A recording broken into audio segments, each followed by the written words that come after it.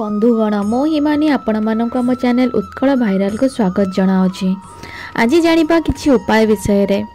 जीवन में जदि धनर समस्या दूर करिवार अछि तेबे निजर शुक्र शनि एवं केतु ग्रह को ठीक कले धनर समस्या आसी न थाए।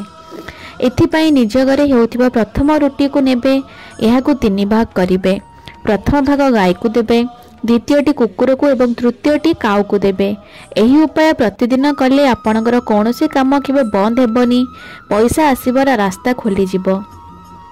द्वितीय उपायटी होची जदि आपण बहुत चेष्टा करूछंती किंतु पैसा आसु नाही, पैसा रोकी होई जाईछि, तेबे एमितिरे 11 टंका नेकी गोटे लाल कपड़ा रे बांधी करी घरे रखी कि जांतु एवं काम सारी के आसिले से पैसा को काहाको दान करि दियंतु।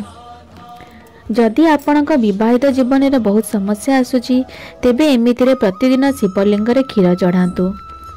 रातिरे शोइबा समय स्वामी निज मुंड पाखरे सिंदूर एवं स्त्री निज मुंड पाखरे कर्पूर रखिबे। सकाळे उठिले स्त्री एही कर्पूर जाली देव एवं स्वामी सिंदूर घरे छिंची देव। एहा द्वारा शांति आसी थाए। जदि वैवाहिक जीवन में अशांति रोची तेबे शुक्रवार दिन 10 वर्ष तल झील को धड़ा मिठा दियंतु। एहीपरि 11 शुक्रवार करंतु एवं एही उपाय शुक्ल पक्षर कौनसी शुक्रवार दिन आरंभ करंतु।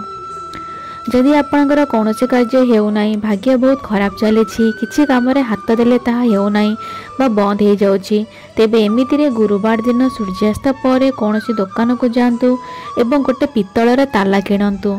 किंतु यह ताला को दुकानी बा आपण खोलिबे नाही। ताला आनिकी एहाको निज तकिया पाखरे गुरुवार एवं शुक्रवार रखिकी सोई जांतु।